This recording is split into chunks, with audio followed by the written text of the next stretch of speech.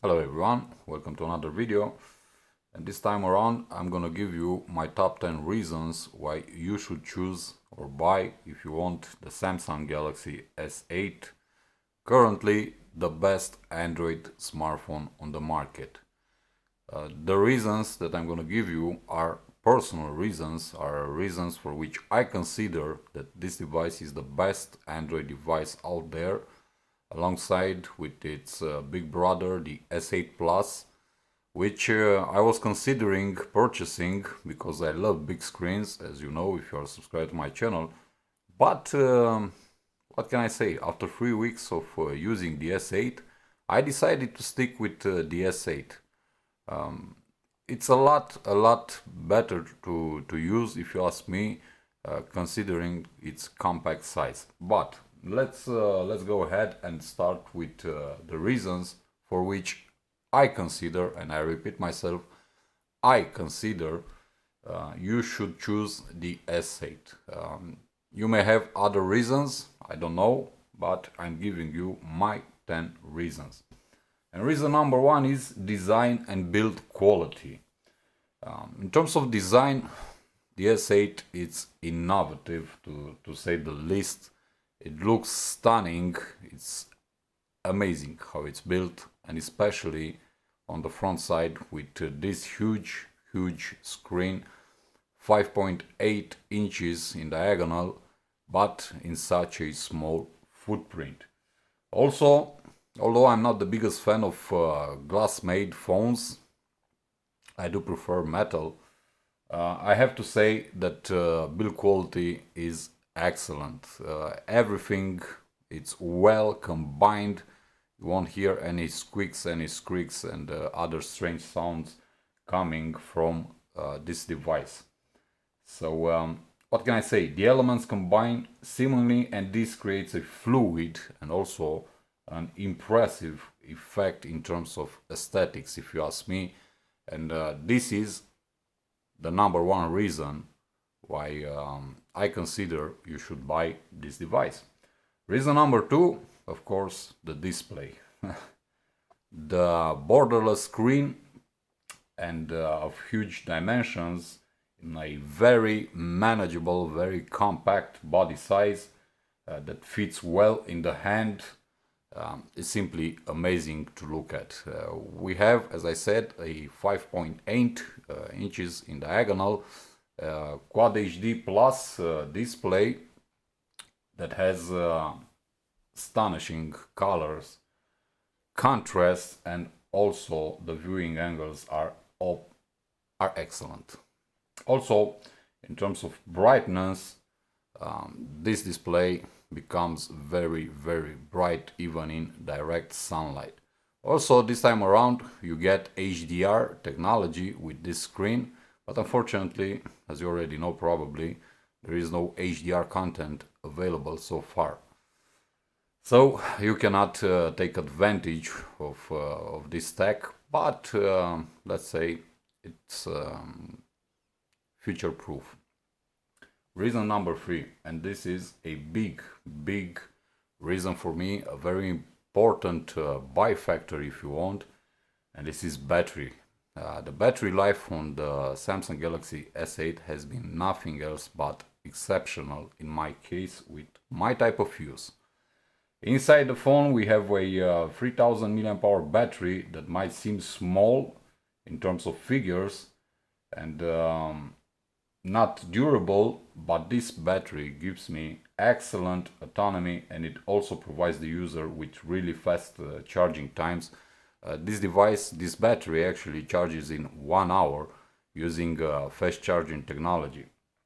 Also, you get wireless charging as with every Samsung high-end device.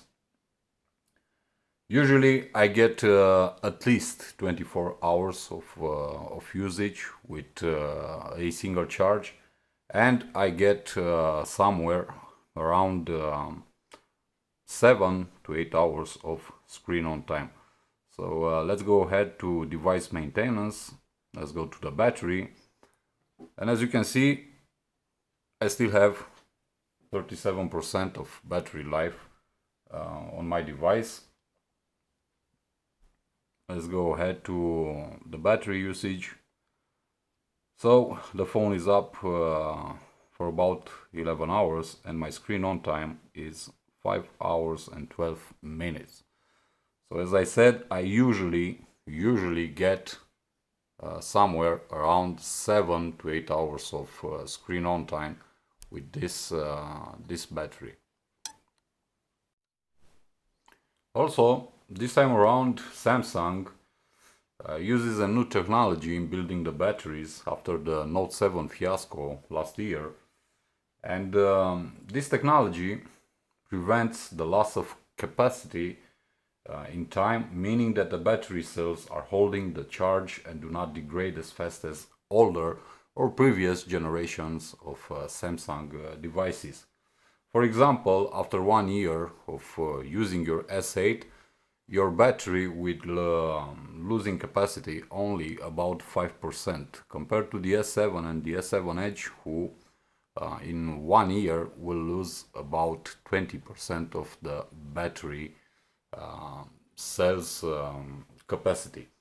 So this is very good for those of you especially who don't change their devices as fast as I do, for example, or other people, and you buy a phone for, I don't know, let's say at least 1 year or 2 years and want to use it that amount of time.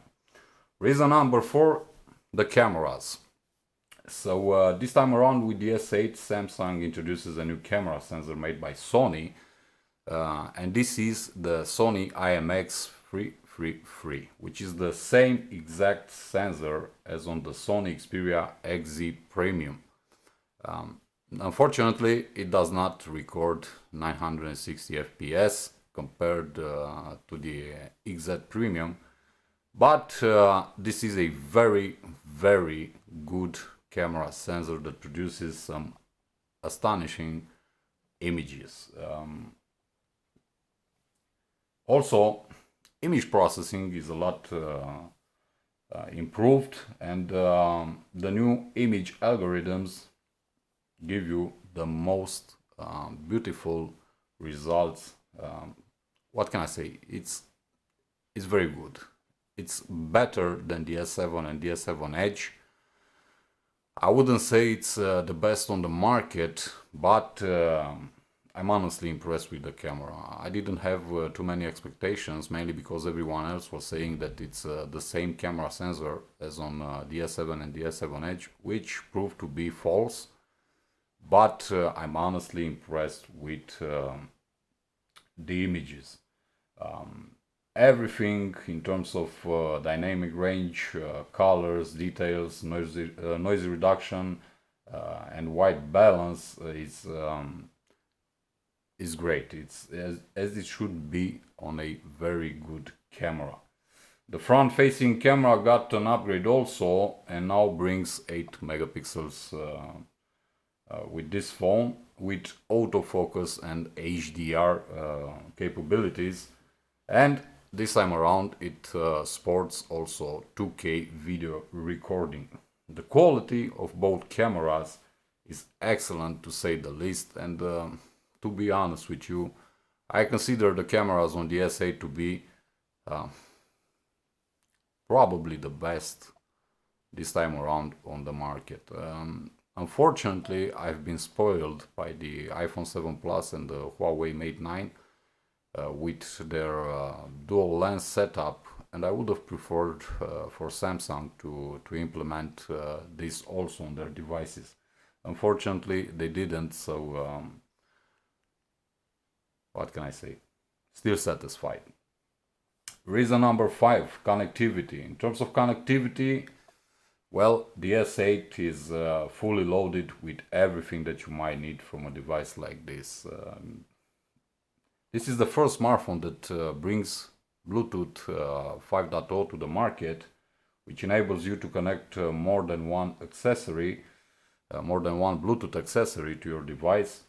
And you also get all the usual suspects, NFC, Wi-Fi, dual band, audio jack, USB Type-C for charging your device, and data transfer And also you get a micro SD card slot up to 256 gigabytes of storage. This also paired with the 64 gigabytes that you get on the device itself. Reason number 6 is the security, another important thing for me at least. And what I mean by this is that I really hate it if someone would have access to all my data stored on the device. So that's why I love to have a fingerprint sensor. And fortunately, the S8 still has a fingerprint sensor. Unfortunately, the placement is really bad, if you ask me. And in terms of design, this is a poor choice made by Samsung engineers. I would have preferred it to be somewhere here, just like on the Google Pixel XL or the Huawei Mate 9 or whatever, but not here near the camera, where you always put your finger and you smudge the camera cover. Still, the fingerprint sensor reacts very well, it responds very well. I'm satisfied, although after unboxing the device I had some issues with this fingerprint sensor, as it wasn't able to recognize my fingerprint. Since then I got a software update and the issue got solved, so I couldn't be happier. You also get Samsung Knox, you also get Secure Folder. You can unlock the device with your face and so on. And the most important thing for me is the ability to unlock your device with the iris scanner built in the device. It works perfect, flawlessly, I would say. Although I did notice that in very bright daylight, especially now when it's summer and the sun is up on the sky, it has some issues with recognizing your iris. So who knows, maybe with a future software update, Samsung will solve this problem. But it's nothing important, it works perfectly in normal lighting conditions, so don't worry about it. Reason number 7 is of course the software, and what I mean by this is that compared to older models or previous generations, the new Samsung Xperia 8.1 is cleaner and with a lot of features embedded. I'm not gonna make a whole tutorial on all the features, the gimmicky features if you want, because that's what they are for me. I don't use edge panels. I really don't use multi-window multitasking and whatnot. The only things that I use are basically some very elementary features that I actually need, like screenshot and whatnot. Everything else for me is something that I don't need, so I don't use them. I simply deactivate them and that's it. But you know what I mean. What I'm saying is that compared to the old TouchWiz that we found on the S7 and the S7 Edge and prior to them, the Samsung Xperia 8.1 is a lot cleaner, it's a lot faster. There isn't so many apps that are pushed on the consumer's throat as before, and you know what I mean. Having the same apps, the same exact apps made by Google, and then Samsung comes with a duplicate app, and that's bloatware. Reason number 8, another important thing for me, especially in the summer, because I like to go to swim and go to the seaside, to the pool and so on, is IP68 certification, water and dust resistance.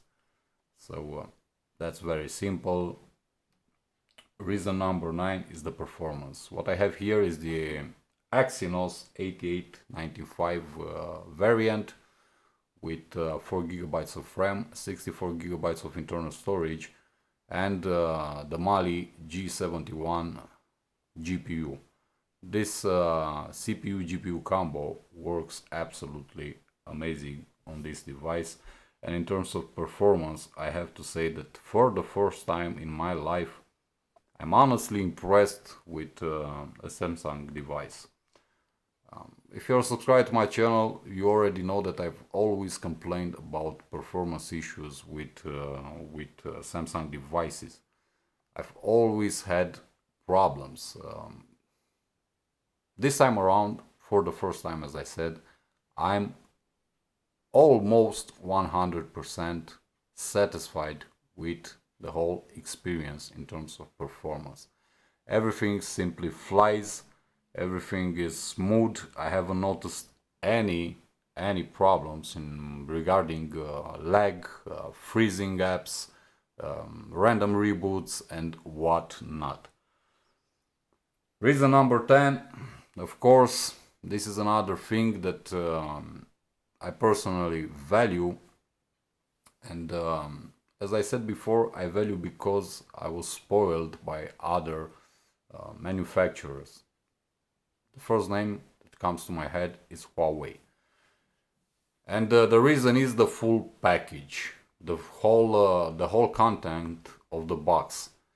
Samsung isn't the best in terms of, let's say, content in the box, but still compared to other manufacturers out there, such as Apple or Sony or LG, if you want, they fare better. You get in the box, beside this smartphone, you also get two adapters. You also get the charger, sorry, and also a USB Type-C cable, of course for the charger, but also for data transfer. Compared to manufacturers such as Huawei or HTC, they are still low in terms of, let's say, items in the package. For example, I would really appreciate it if they would follow the example of Huawei, which provides even more accessories included in the box, such as a cover for the smartphone, and even they apply a full screen protector from the factory. I really appreciate to have those two. Why? It's very simple, mainly because this device is very expensive, and I consider that if you pay a lot of money for your device, then they should provide you with everything that you might need. And in this case, Huawei, which sells at how should I say it, they don't sell as expensive as Samsung. They provide you with everything. I would think, and I do believe actually, that it would be a very good decision in terms also of marketing for Samsung if they would offer the client everything that it might need. You also get in the box the AKG headphones, the $100, 100 euros premium headphones. I've done a review about those headphones. You can check it out on my channel. And what can I say? Overall, the package, the content of the package is good, but it could be better. Still, considering that other manufacturers on the market give you nothing except for the phone and the charger, I consider this time around at least that Samsung has a very good sale package. And you can also buy from them bundle packages, bundle deals with the VR goggles and whatnot, but this is market dependent. So overall, these are my 10 reasons, my 10 personal reasons, and I have to repeat myself, why I consider and why I actually decided to buy this device. I was very torn apart between this or going back to the Huawei Mate 9, but since I had the Mate 9 already, I decided to go with the S8 to see what it's all the fuss about. And to be honest with you, I have no regrets so far. It's been only 3 weeks since I started using this device. Hopefully on the long term I won't have the same problems and the same issues that I had with previous Samsung devices. But what can I say? So far everything looks okay, everything is okay. The overall experience is great, to say the least, and I'm very satisfied with the device overall. And these 10 reasons basically define my choice for buying this smartphone. As I said, I was going for the S8 Plus because I like bigger screens, huge screens actually. Shout out to every Sony Xperia Z Ultra user out there. But fortunately, I decided to stick with the regular S8 mainly because it fits so well in the hand. It's so nice to have it in the hand. This compact body size and with this huge screen is a perfect combination. The S8 Plus becomes a little too much sometimes, especially with my usage patterns. This pretty much does it for this video, guys. Thank you for watching, and as always, be safe, be good. Your friend Gabriel sign out. Peace.